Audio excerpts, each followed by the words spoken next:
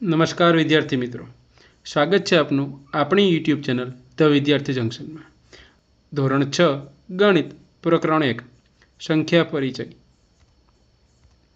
સંખ્યા પરિચયની અંદર આપણે જોઈશું સ્વાધ્યાય 1.2 ભાગ 2. જો હજુ સુધી તમે ભાગ 1 નથી જોયો તો ઉપર આપેલા આઈ બટન પર ક્લિક કરીને ભાગ 1 જોઈ શકો છો. પ્રશ્ન 7. એક વેપારી પાસે 78,592 રૂપિયા હતા. તેમણે રૂપિયા 1200નો એક એવા 40 રેડિયો સેટ ખરીદવા ઓર્ડર આપ્યો.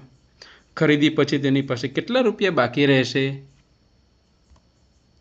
અહીં એક રેડિયો સેટની કિંમત રૂપિયા 1200 છે.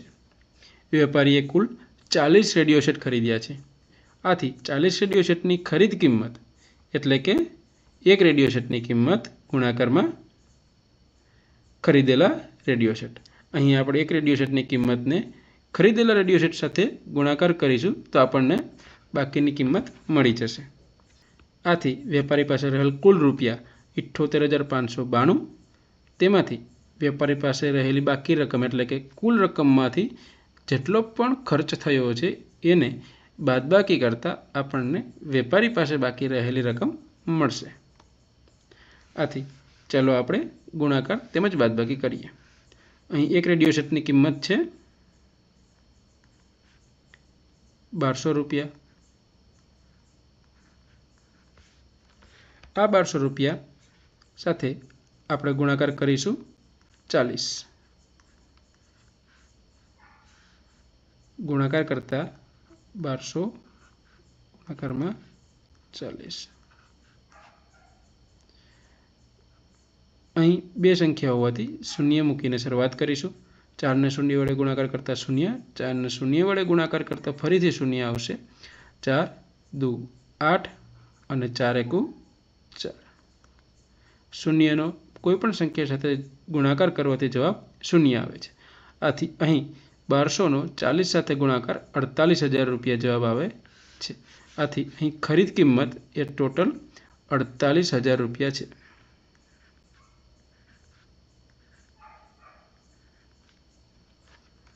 હવે વેપારી પાસે બાકી રહેલી રકમ શોધવા માટે આપણે કુલ રકમ એટલે કે 78,592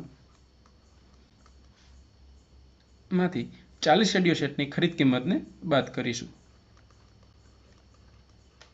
આ બાદબાકી કરતા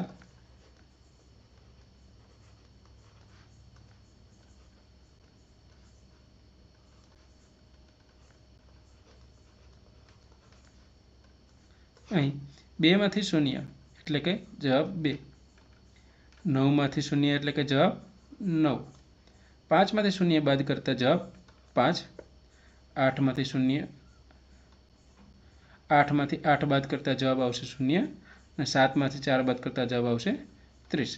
આથી વેપારી પાસે ખરીદી પછી કુલ 30,592 રૂપિયા બાકી રહેશે.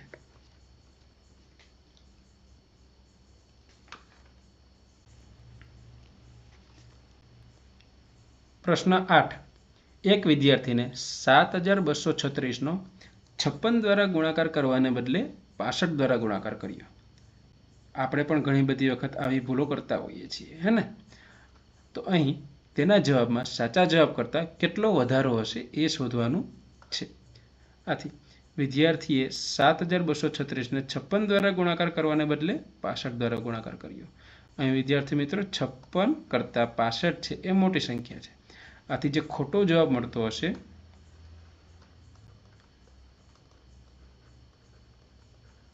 એ સાચા જવાબ કરતાં મોટો હશે, હે ને? એટલે જવાબમાં થતો વધારો શોધવા માટે ખોટા જવાબમાંથી આપણે સાચા જવાબને બાદબાકી કરીશું. હવે ખોટો જવાબ ગોતવા માટે આપણે 7,236નો 65 વડે ગુણાકાર કરીશું. 7,236નો 65 વડે ગુણાકાર કરતા મળતો જવાબ 4,70,340 છે. આવી જ રીતે સાચો જવાબ શોધવા માટે આપણે 7236નો 56 વડે ગુણાકાર કરીશું.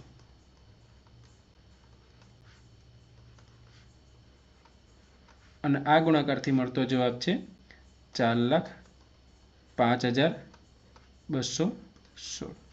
હવે સાચો જવાબ શોધવા માટે આપણે ખોટા જવાબમાંથી સાચા જવાબને બાદ કરીશું. આથી ખોટો જવાબ છે 4,70,340 ઓછા 4,05,216. આ બાદબાકી કરીએ તો 10માંથી 6, 4 આગળની સંખ્યામાંથી 1 ઓછા કરીને 3માંથી 1 જાય તો 2, 3માંથી 2 જાય તો 1, ફરીથી 0માંથી 5 બાદ ના થઈ શકે. આથી 0માંથી 10 બનાવીશું અને આગળની સંખ્યામાંથી 1 ઓછો કરીશું, એટલે કે દશક લઈશું. 10માંથી 5 બાદ કરતા જવાબ 5, 6માંથી 0 બાદ કરતા જવાબ 6, 4માંથી 4 બાદ થતા જવાબ 0 આવે છે. આ રીતે વિદ્યાર્થીએ મેળવેલ જવાબ સાચા જવાબ કરતાં 65,124 વધારે છે. પ્રશ્ન 9. એક શર્ટ સીવડાવવા માટે 2 મીટર અને 15 સેન્ટીમીટર કાપડ જરૂરી છે. તો 40 મીટર કાપડમાંથી કેટલા શર્ટ બનશે? અને 40 મીટર કાપડમાંથી શર્ટ બનાવ્યા બાદ કેટલું કાપડ વધશે? આ પણ આપણે શોધવાનું છે. વિદ્યાર્થી મિત્રો, એક શર્ટ સીવડાવવા માટે 2 મીટર 15 સેન્ટીમીટર કાપડની જરૂરી છે. અહીં આપણે બંને યુનિટ લઈને કામ નહીં કરી શકીએ, એટલે કે અહીં આપણે મીટર અને સેન્ટીમીટર બંને સાથે રાખીને દાખલો ઉકેલી શકીશું નહીં. એટલા માટે આપણે મીટરને સેન્ટીમીટરમાં કન્વર્ટ કરીશું. આપણે શીખી ગયા છીએ કે 1 મીટર બરાબર 100 સેન્ટીમીટર, બરાબર ને? આથી 2 મીટરને 100 સાથે ગુણાકાર કરી તેમાં 15 સેન્ટીમીટર ઉમેરી દેશું, એટલે આપણને 215 સેન્ટીમીટર જવાબ મળશે. આ રીતે એક શર્ટ સીવડાવવા માટે 215 સેન્ટીમીટર કાપડની જરૂર છે. તો હવે 40 મીટર કાપડ છે એને આપણે સેન્ટીમીટરમાં કન્વર્ટ કરીએ, એટલે કે 40 ને 100 સાથે ગુણાકાર કરીએ તો જવાબ આવશે 4000 સેન્ટીમીટર કાપડ. તો વિદ્યાર્થી મિત્રો, આપણી પાસે એક શર્ટ બનાવવા માટે 215 સેન્ટીમીટર કાપડનો ઉપયોગ થાય છે અને આપણી પાસે ટોટલ 4000 સેન્ટીમીટર કાપડ છે. તો કેવી રીતે ઉકેલીશું? તો અહીં આપણે ત્રિરાશિનો ઉપયોગ કરીશું. ત્રિરાશિ એટલે કે 215 સેન્ટીમીટર કાપડ બરાબર 1 શર્ટ. તો હવે આપણી પાસે રહેલું ટોટલ 4000 સેન્ટીમીટર કાપડ બરાબર કેટલા શર્ટ બનતા?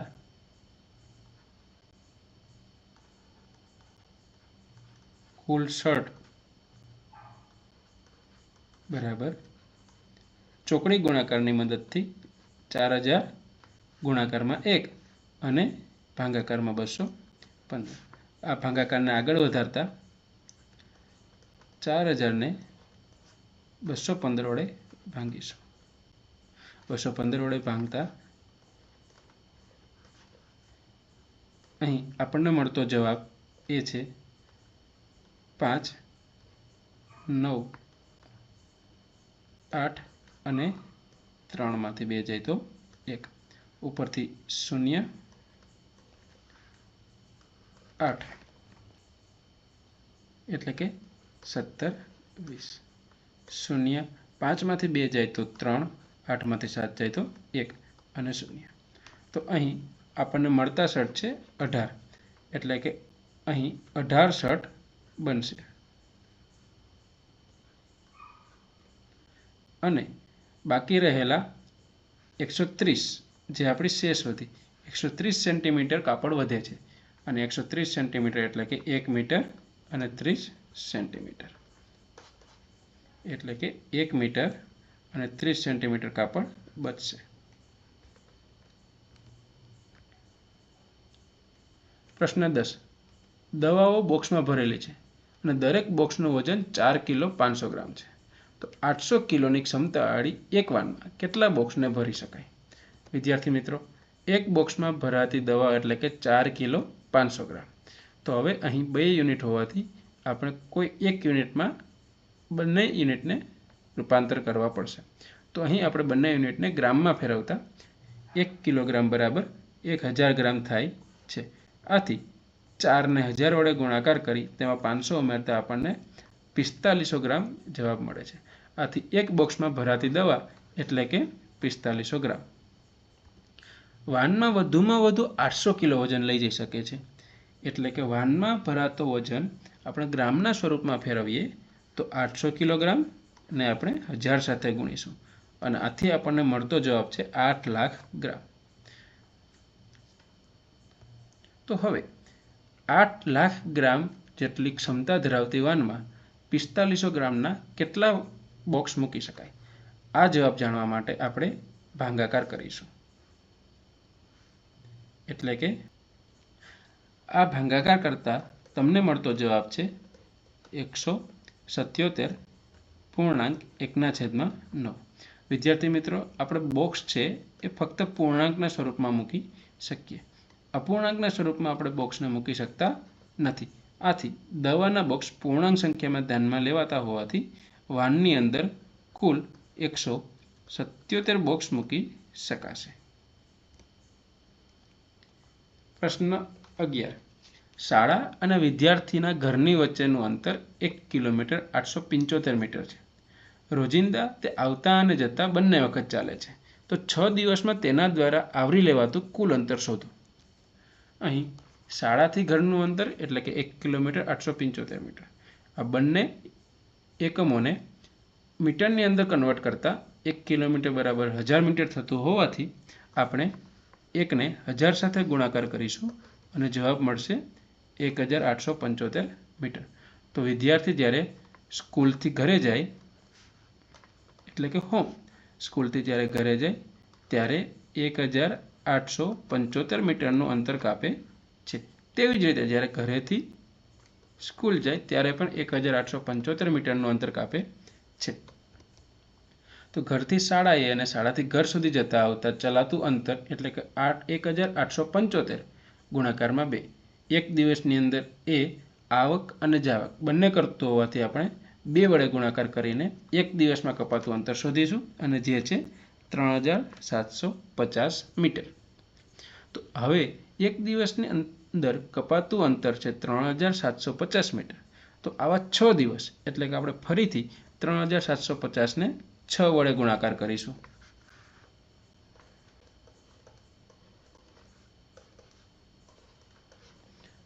શૂન્ય 30 3 6 સત્તા 42 વત્તા 3 45 ના 5 અને વધી આવશે 4.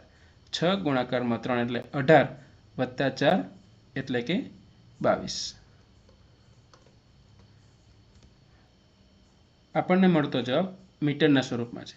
આ જવાબને કિલોમીટરમાં ફેરવતા 22,500 છે. જેથી 22,000 જે છે એ આપણા કિલોમીટર થશે અને 500 મીટરને આપણે અલગથી લખીશું. આ રીતે વિદ્યાર્થીએ 6 દિવસમાં કુલ 22 કિમી અને 500 મીટર અંતર કાપ્યું છે. પ્રશ્ન 12. એક પાત્રમાં 4 લીટર અને 500 મિલી દહીં છે. તેમાંથી 25 મિલીની ક્ષમતાવાળી કેટલી કપ ભરી શકાય? અહીં પાત્રમાં ભરેલું દહીં એટલે કે 4 લીટર 500 મિલી. ફરીથી અહીં બંને એકમોને મિલીના સ્વરૂપમાં ફેરવવા પડશે. આપણે જાણીએ છીએ 1 લીટર બરાબર 1000 મિલી. આથી 4 ગુણાકારમાં 1000 વત્તા 500 મિલી. અંતે 4500 મિલી ટોટલ દહીં છે આપણી પાસે. આ કુલ દહીંમાંથી આપણે 25 મિલીનો કપ ભરવાનો છે. આથી ત્રિરાશિ વડે પ્રશ્નનો ઉકેલ મેળવીએ તો 25 મિલીમાંથી ભરાતા દહીંના કપ એટલે કે 1. તો આથી 4500 મિલીમાંથી ભરાતા દહીંના કપ એટલે કેટલા? અહીં ચોકડી ગુણાકારનો સ્વરૂપનો ઉપયોગ કરીને આ પ્રશ્નનો જવાબ મેળવી શકાય. આથી 4500 ગુણાકારમાં 1/25